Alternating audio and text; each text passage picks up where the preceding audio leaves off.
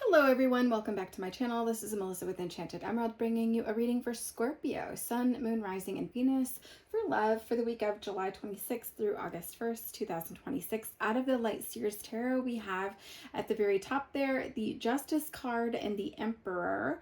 And then we have at the bottom Six of Wands, the Hierophant, and the Five of Swords. So definitely drawn to the fact that there are two fives in this reading, the Hierophant and the Five of Swords. So if you could comment below, do me a huge favor. Thank you so much for being here.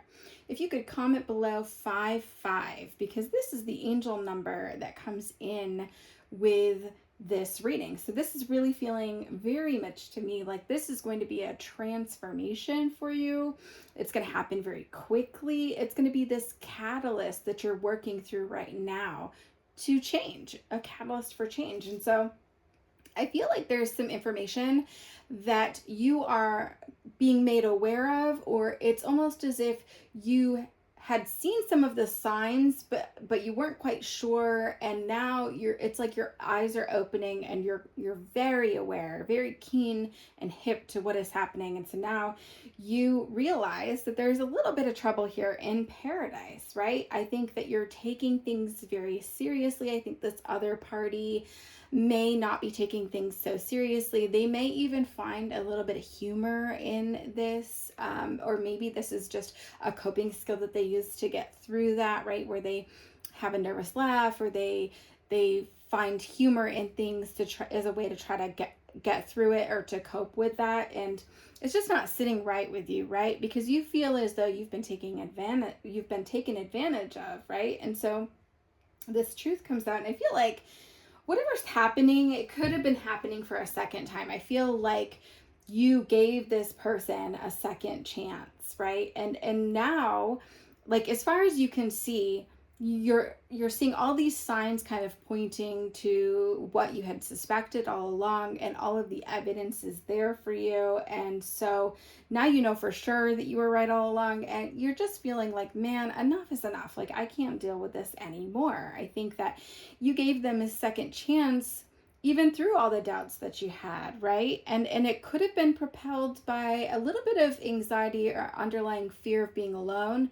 But to this point now, you are absolutely sure that you can't give this person another chance. I just get this feeling like you're even, right? Looking at those scales, it's even. And so like an energy that comes in with this is like, fool me once, shame on you. Fool me twice, shame on me. And so it's like, yeah, my bad. I shouldn't have given this person a second chance. And now you're just ready to be done, is what I feel with that. So I feel like when you did give this person a second chance, you may have had a conversation or a sit down where you had come up with some ideas of what it would look like and in moving forward, and what you would need, like a mini set of rules, so to speak, or had a negotiation of some sort, and you didn't want to leave things up for interpretation because you felt that this person could move into that energy where they would see things differently, or use that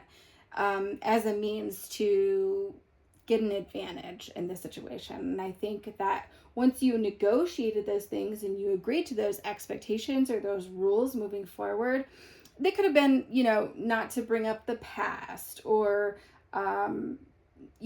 choosing how money was being allocated and agreeing on that within the relationship, or agreeing that you weren't going to hide things from one another, right?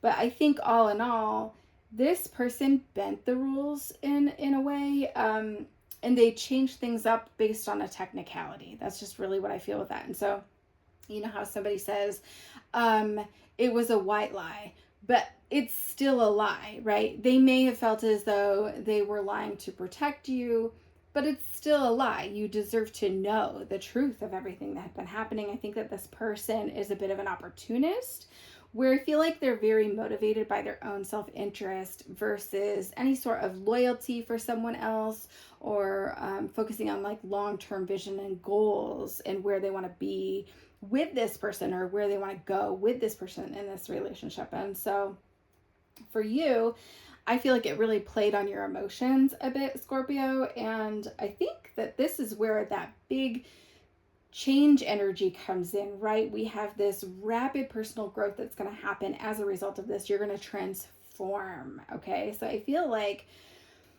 you might choose to walk away or to leave this person behind. And before you decide or make any decision on this, I think that there is a lot of anxiety surrounding the situation. It could be very beneficial for you to take some time to yourself, to get grounded, to be outdoors, go for a hike, really meditate, like do some things for you that would help you to recenter a bit before you make any sort of decision going forward. But I think that ultimately, once you're out of that energy, you're a little bit more grounded, or you're able to take that step back to really get some perspective about the situation. I feel like you'll be letting go of some of that fear that kind of propelled you to make the choice to maybe give this person a second chance. And so honestly, once you're able to do that, I could see that this transformation is really about you breaking patterns or habits, right? And looking at things more objectively and making a choice for yourself that has your best interest at heart, right? And not necessarily just filling a void. And so I think that through all of this, you will rise above this situation. And I think that, yes, it's unfair, but I think it's important to be mindful to resist the urge to clap back at this time. Really not a space for us to get caught up in emotions or be petty,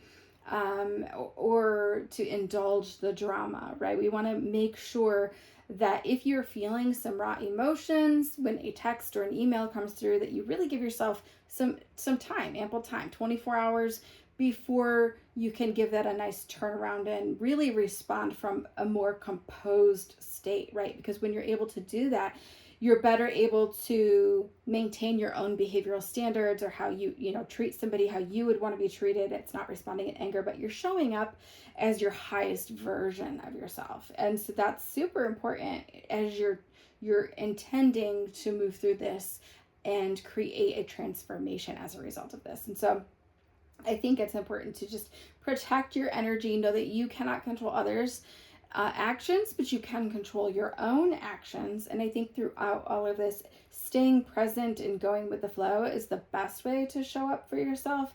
And I mean that, that's being objective, that's looking at the facts, that's staying forward focused. That's not saying that you can't grieve the situation. You absolutely can and should.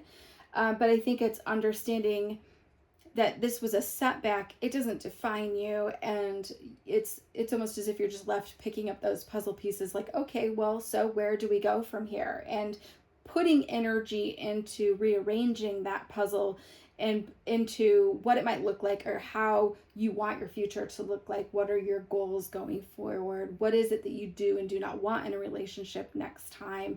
Really just gathering the lessons from that situation and moving forward, Scorpio. So I really hope that this helps you, Scorpio, on your path. And if you've gotten this far in the reading, please hit me in the comments below with rise above. Rise above. And if you're feeling inclined to hit the like or subscribe, that would be very helpful, but also it would keep you in the know of all the new cool content as it's released.